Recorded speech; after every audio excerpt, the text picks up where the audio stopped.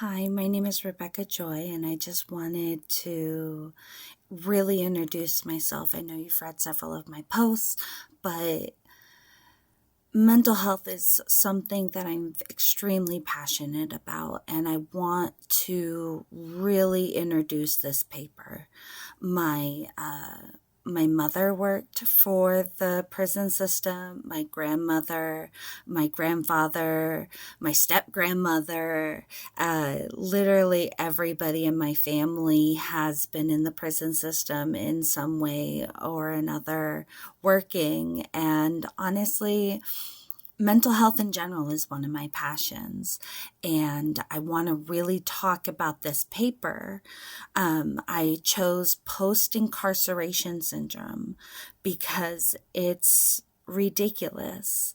The US is home to 4% of the world's population, and it houses 16% of all incarcerated people in the world. The United States has the highest percentage of its people in prison. Of those that make it out, only 43% go back the first year. 43% don't make it on the outside. They go back to prison. That's the revolving door that everybody's talking about. People who are released from prison account for 2.3% of suicide deaths. These men just kill themselves. How are we integrating them back into society? How are we making them productive members? How are we making them our neighbor? We're not. There's this famous study talking about, so it was the Zimbardo de-individualization study. You might know it as the Stanford Prison Experiment, where they took students and put them in the roles of guards and prisoners. The study was supposed to last 2 weeks, but it was shut down after 6 days. The initial purpose of the study was to show how easily individuals adapt to predefined roles and behaviors that are required in those roles, and how easily individuals in their pretend roles can ignore their sense of personal moral and judgment while in those roles. There was a quote. It said, "The study became an object in the system as opposed to an individual." And that is how these guys are treated. They're just these numbers. They're told that they're identified as a number, their CDCR number. Then they are told that they are only to be addressed by that number or by their last name. They are inmate. They are incarcerated individual. They are, not human. And in the past, there has been some really bad things that COs have done, correctional officers, and they torment them, the people that are supposed to protect them. But that's not even like the main part of it. These people are subjected to so many things that there's no way they can become part of society. These people are going to get out. There's even the people that are life without parole. There's laws changing all the time. These people are going to get out and they are going to become society. They're your neighbors, but they don't know how. They suffer from just being in prison instead of being taught how to change their mindset so that they don't reoffend. They are now part of society, and they have no clue what they're doing. They're back to their old ways because they weren't taught anything different. Why aren't they taught something different? It's just, it's mind-blowing. I was able to talk with a psychiatrist that I work with at the prison, and he had this to say about adjusting to prison life. And they have a lot that they have to adjust to coming in. Some of them have been out their whole lives, never did anything wrong, and then I saw a guy that killed somebody drunk driving, and now they're in here. So they have a lot that they have to adjust to. And then once they've adjusted to this environment, now they got to adjust to going back out. Yeah, so you can imagine that there's an adjustment to everything. There's an adjustment to no longer being out in the community, so being in. There's an adjustment to being separated from family. Adjustment issues from no longer maybe working. You go from maybe driving every day to none. So there's these small things that we don't think about, but that they're constantly experiencing. They're not eating the same food that they normally would. They're not allowed to walk in a certain direction unless they're told to. They're adjusting to every aspect of life that we don't even think about anymore. So it's all of that that's happening for them their entire prison term, and then all of a sudden they're released and it's wide open. They have all these possibilities. They might go to a grocery store after being incarcerated for 30, 40 years, and they were always given a single thing of toothpaste, and now they have, 50 varieties to pick from. So you can imagine just the tiniest thing can be overwhelming or triggering. Yeah. I'd like to also share this story. A previous employee at Pelican Bay State Prison. She's a retired senior psychiatric technician, and she knew an incarcerated person after he got out, and this is what she had to say about one of the experiences he had.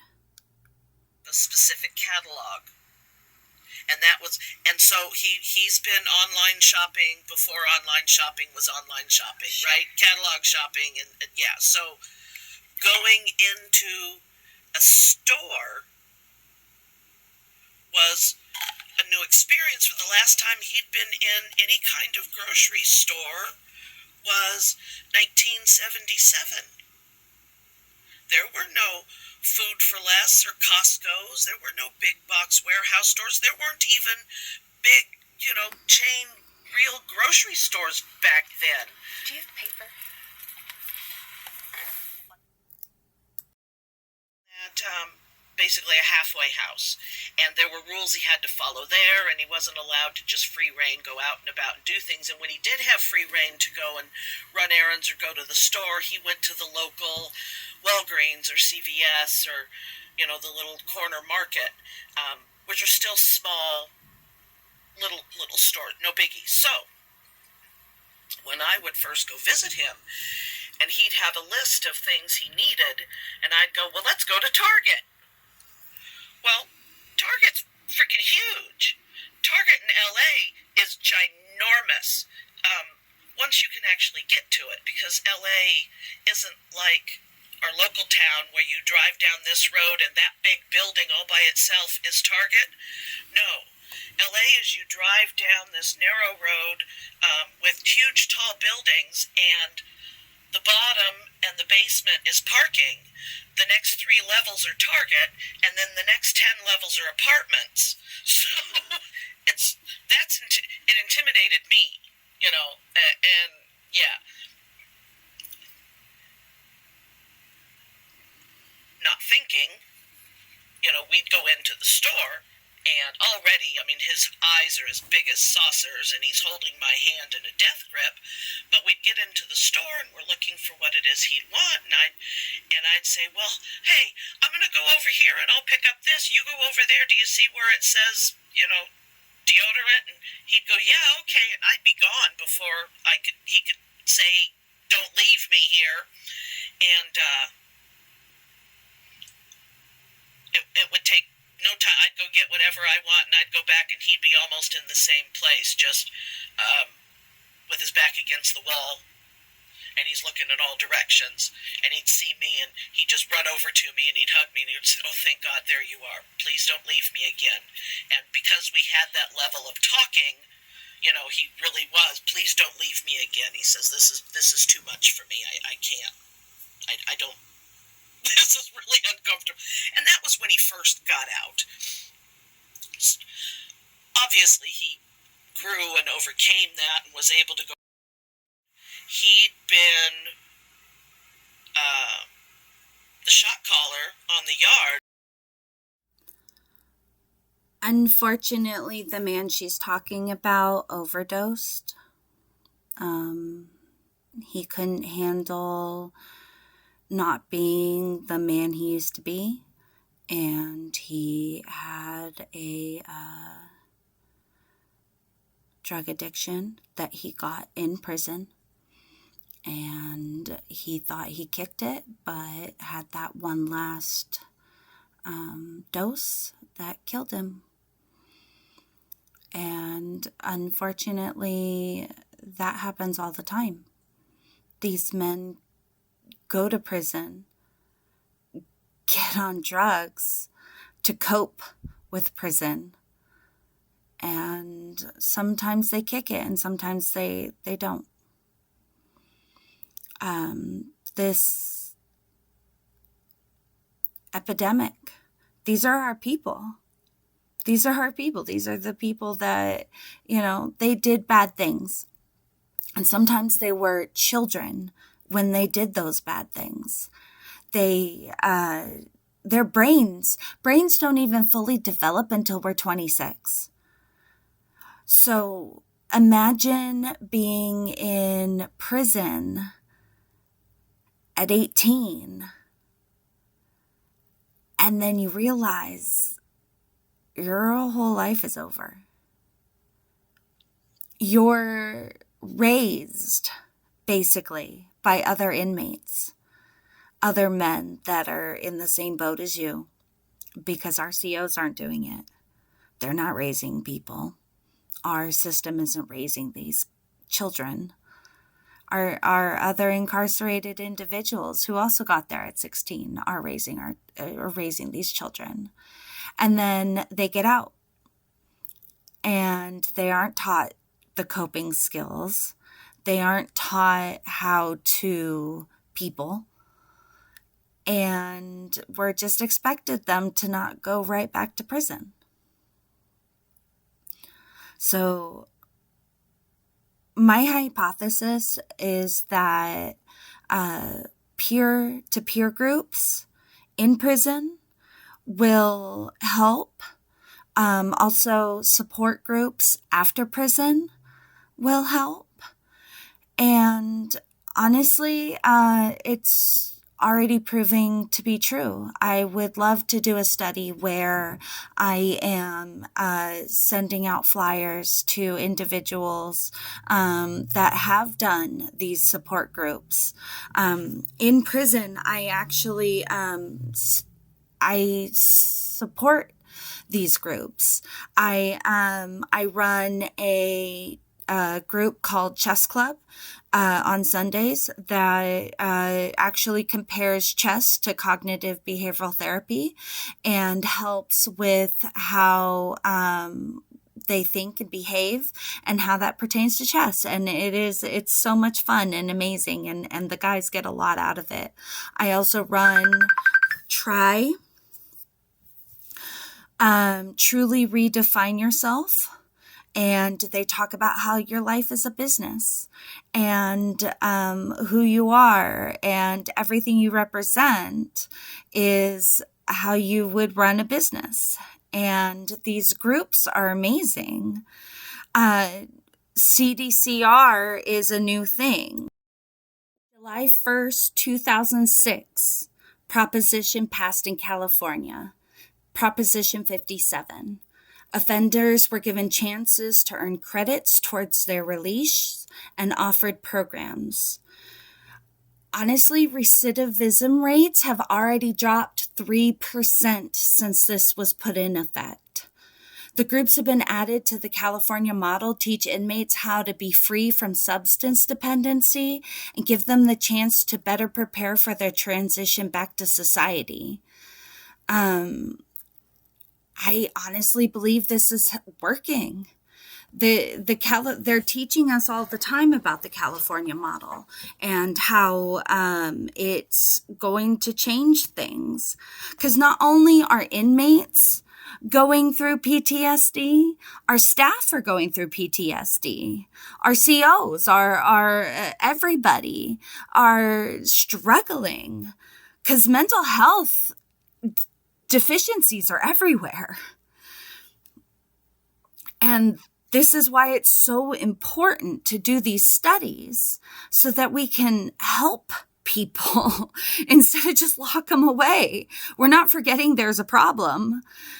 We're not locking them away. This isn't a oubliette in a castle where we're just forgetting about them. They're coming back to society and they're going right back to prison. Something needs to be done. Something needs to be fixed. Something needs to be, changed. And I believe California's trying. I believe they're trying. It needs to go everywhere, but it's amazing. And I'm just super passionate about mental health and trying to get this fixed.